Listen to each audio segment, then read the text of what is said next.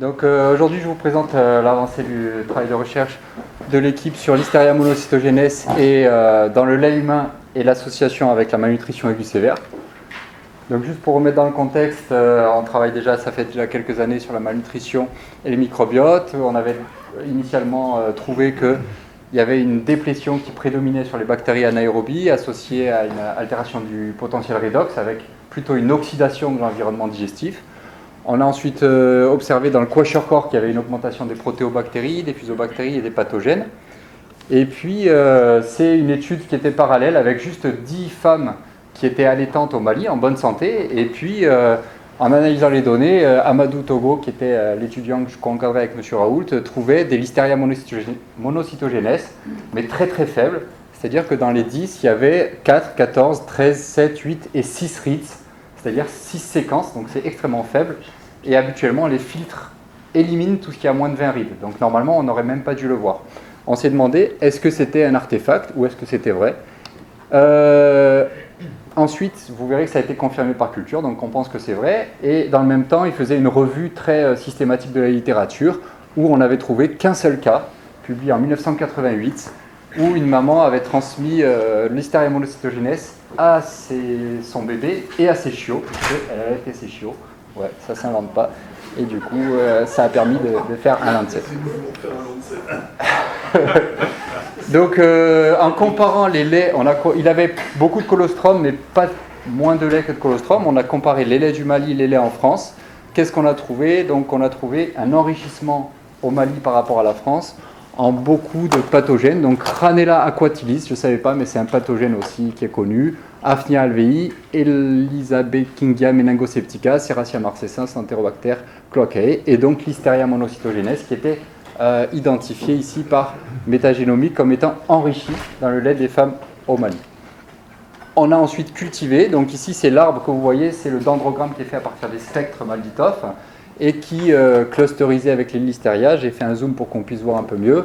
Et le Malditoff était incapable de distinguer. Il disait qu'on était proche de Listeria monocytogenes, mais il ne pouvait pas distinguer au niveau de l'espèce. Ensuite, donc, on a pu faire le séquençage des génomes des souches. Et l'ensemble des souches était avec un orthoanie. L'orthoanie, c'est la moyenne de l'identité des nucléotides sur les gènes orthologues. C'est ce qui permet de distinguer des espèces très proches. On était à 100%, donc toutes les souches isolées du Mali étaient extrêmement proches et 98,6% avec la souche type de Listeria monocytogenes, ce qui nous permettait de dire qu'on était sur une espèce monocytogenes très probable. Et en comparant avec les espèces les plus proches, on voyait que les autres espèces étaient beaucoup plus loin. Donc les souches qu'on avait trouvées au Mali correspondaient sans ambiguïté à Listeria monocytogenes. Le corps génome, ça, donc, c'est une représentation graphique en fait, où on voit tous les gènes. Tout ce qu'il faut comprendre, c'est que ce qui est le carré qu'on voit chez tout le monde, c'est les gènes qui sont partagés avec les fragments de séquences qui sont partagés avec toutes les souches qui sont analysées. Et donc tout ça, ce carré, c'est partagé avec la souche type, alors que ici, c'est variable par rapport à la souche type, mais c'est très similaire avec nos 8 souches du Mali. Ici, on a analysé un peu plus en précision et on peut voir les SNP, les single nucléotide polymorphisme. Et quand on est à moins de 20, on peut penser que c'est une souche qui est quasiment clonale. Donc on voit qu'on a 28 000 SNP avec la souche type, donc ce n'est pas du tout le même clone. Par contre, entre nos souches, on était inférieur à 20, donc vraiment presque un clone qui était dans les différents laits des mères au Mali. 2 souches parmi les autres chez qui il manquait un plasmide entier, donc clonal sur le corps génome, mais il y avait parfois un plasmide, parfois pas de plasmide. Et du coup, on a publié une lettre dans le Journal of Infection, et M. Raoult nous a demandé de faire un communiqué de presse. Et pour le communiqué de presse, Yanis Roussel m'a dit, il faut quand même que tu étudies, que tu nous dises, en France actuellement, qu'est-ce qui a été publié sur le sujet, est-ce que c'est relevant en France ? Du coup, la plus grosse étude française récente, c'est Mona Lisa. C'est le CNR des Listeria qui l'a publié dans Lancet Infectious Disease en 2017. Dans l'abstract, pas grand-chose de particulier, les personnes âgées font des listérioses plus graves, etc. Mais en lisant dans le détail, il rentre dans le texte que 33% des listérioses néonatales, materno-néonatales, étaient chez des femmes qui sont nées en Afrique. Et par rapport à la population générale, ça faisait un risque relatif de 3. Ça veut dire que les femmes qui sont nées en Afrique ont 3 fois plus de risque de faire une listériose materno-néonatale que les femmes qui sont nées en France. Donc ça allait dans le sens de ce qu'on avait trouvé.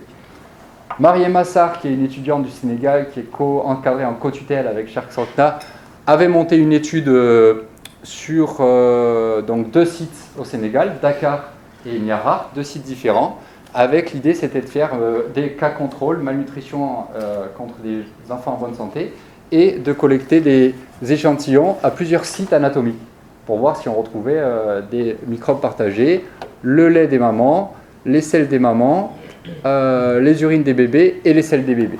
Donc ça, c'est un petit peu le schéma avec Dakar, Niarar et des contrôles et des mal nourris. Et on a retrouvé l'Listeria monocytogenes uniquement chez les femmes avec des enfants atteints de malnutrition aiguë sévère dans les 2 sites, à savoir 7 à Dakar et 3 à Niarar. Donc ça semblait confirmer ce qu'on avait trouvé, c'est-à-dire qu'on peut le trouver dans le lait humain en Afrique dans 2 pays différents. Et pour la première fois, on trouvait une association à la malnutrition aiguë sévère. Et en QPCR, la différence était statistiquement significative, donc 13 sur 120 contre 0 sur 32. 10 sur les 13 étaient positifs en culture. Dans le même temps, il y avait un projet avec Jean-Christophe Lagier sur les fausses couches. Ils avaient trouvé 2 Listeria en QPCR. Mariema a donc pu cultiver une des 2 et le séquençage a été fait et ils ont pu publier une lettre comme quoi Listeria est incriminée dans les fausses couches au Sénégal, dans le même contexte. Et du coup, s'est posé la question, comme le démineur, est-ce qu'on n'est pas en train de déminer un clone hyper endémique qui circulerait en Afrique? Pour ça, donc, les mêmes analyses que tout à l'heure, ça s'appelle toujours l'orthoanie. Donc ici, les souches du Mali qui sont très similaires. Ici, toutes les souches du Sénégal du lait qui sont très similaires. On est à 100% d'orthoanie. Et ici, quand on met la souche type ici et ici une souche française actuelle, on voit que toutes les souches africaines, elles sont clusterisées ensemble, y compris lait du Mali, lait du Sénégal et vagin du Sénégal. Donc voilà, y compris dans le vagin. Donc après toutes ces données, on peut se demander, est-ce qu'il n'y a pas une circulation clonale ou quasi-clonale, puisqu'il y en avait qui avaient ou pas de plasmide en Afrique, mais pas en France, puisque sur 144 femmes en France, on n'a jamais trouvé dans le lait humain de Listeria en France, associé à la fois aux fausses couches et pourquoi pas associé aussi à la malnutrition.